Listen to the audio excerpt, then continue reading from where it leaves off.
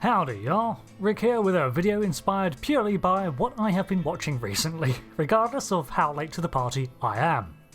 This index is looking at the New California Republic from the Fallout universe, and there will be spoilers for everything involved in that franchise.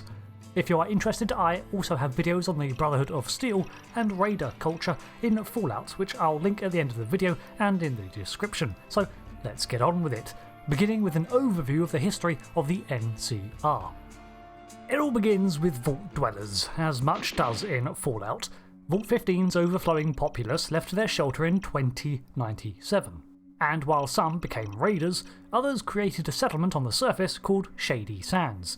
The goal from early on was to establish a unifying identity, the roots of a society, through trade and exchanges. They found many settlers and wastelanders amiable to the idea, the unity offering food, shelter and protection in numbers, and the community grew. Slavery was outlawed from the start, although prison sentences often incurred labour. In fact, Vault Dwellers go on to play a major role in the direction of the N.C.R. over its life. The N.C.R. was founded in 2189 in opposition to the lawlessness and brutality of the wastelands. The goal was to recreate some semblance of government and law, although it does come with the same pitfalls of its pre-war systems. Often bureaucracy, corruption do worm their way in, but in comparison to many alternate forms of governance, it did a pretty good job recreating a consistent civilization and cultivating societies as it grew. This was due in part to its tolerance of mutated humans, such as ghouls as of 2205, and discrimination or violence against other citizens was not tolerated. Additionally, they supported the rights of the citizen to forge their own wealth through commerce and trade, encouraging economic growth. This may all paint a picture of a dream society forming amid the wastes, and while certainly preferable to many alternatives, it was not without problems nor immune to corruption. Part of their success was owed to the cultivation and restoration of farmland, and a common source of employment was one of the many agricultural sites, or being engaged in cross-country caravan trade with other settlements, internal or external to the N.C.R. Its initial territory held Shady Sands, the LA Boneyard, Maxon, Hub, and Dayglow, formerly known as San Diego. By 2241, New Reno and Vault City were trade partners with the N.C.R. and would later join. In the Wastelands, it's not bureaucracy that protects against other factions, monsters and raiders. The N.C.R. grew to its size because, for the most part, it had the military might to defend its territory. However, towards the late 2270s, it was widely regarded as overreaching, as it made plays into Nevada in an attempt to secure the Hoover Dam from Caesar's Legion.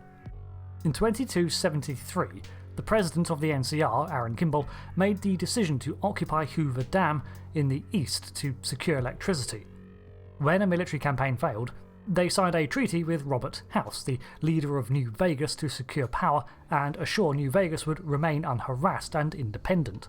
This was followed by the choice in 2281 to attempt to annex the city of New Vegas altogether and bring it into the N.C.R., leading to a long military campaign in Nevada. New Vegas ironically profited off this conflict, a neutral party in the matter, offering refuge and relaxation to the N.C.R. while the Republic battled the Legion.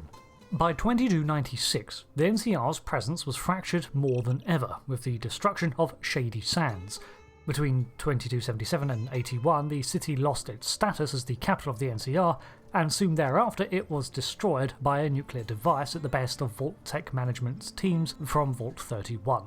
This further destabilised the government and weakened its position in the surrounding LA area, leaving only a remnant faction holed up in the Griffith Observatory that was but a shell of its former status.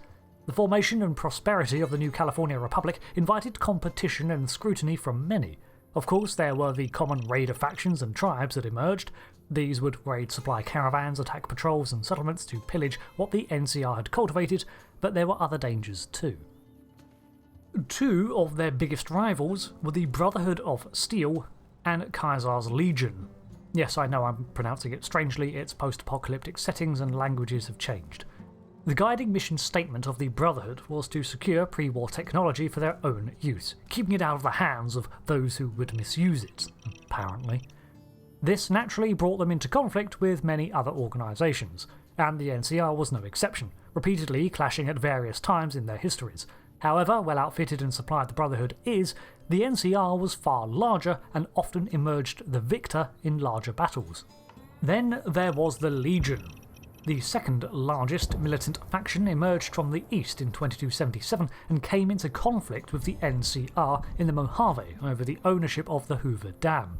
This savage but tactically capable army was founded on a vague recreation of the Roman Empire, including extensive use of slavery and sensed blood in the water. This is the state of affairs of the game Fallout New Vegas that sets you into, and the outcome rests on your involvement.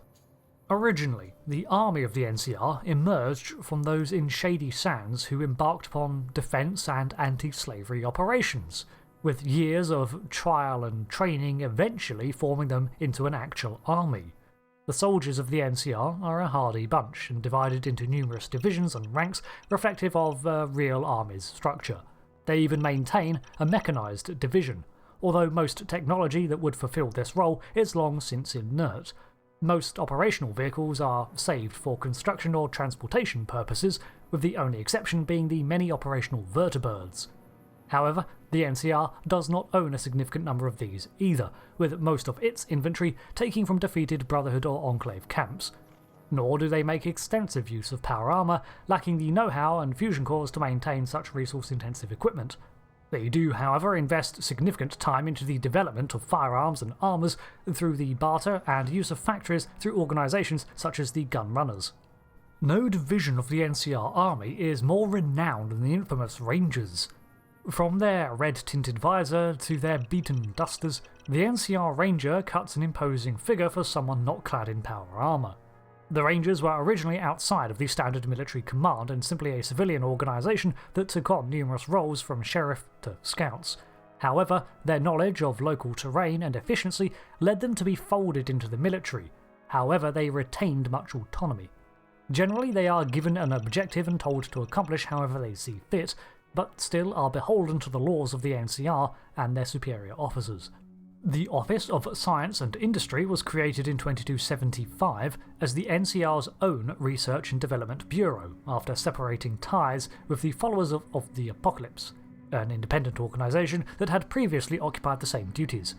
Their level of development is hard to pin down, as much of it is being rediscovered or restored instead of evolved. While many still engage in hand tools to farm, computer-aided automation and satellite communications have been reintroduced in some areas. Access to advanced Vault Tech technologies too from Vault City has led to medical advances such as cloning tissue and all sorts of medical concoctions.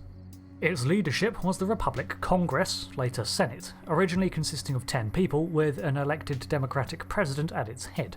Members of the Senate were also elected to their positions by the citizenry they represented, and members met in the Hall of Congress to decide matters. The N.C.R. is the only known government, post-war, to have a department solely dedicated to foreign relations, establishing embassies and ambassadors, which should say a lot for its priorities too. They offer all citizens a standard of living higher than your independent wastelander, complete with security, healthcare, and community. The N.C.R. has minted its own currency in the form of the Republic Dollar, as part of its attempts to restore pre-war civilization, although they still engage in the trade of bottle caps and general barter. Employment and capitalism might be foreign concepts to your settler in the middle of nowhere who has to eke out a living on scraps and salvage, but in the Republic, this is the norm. With the extensive focus on food in a post-apocalyptic society, they have no shortage of trade partners and ties. It was not without cost, however, as it is paid for by the taxes collected from its populace. A more recent problem that has emerged is the abolishment of several laws designed to maintain a fair market when it comes to land ownership. With the loss of limiting regulations, Brahmin barons have cropped up, monopolising trade routes and employment within the N.C.R., who now hold significant financial sway on the values of the elected.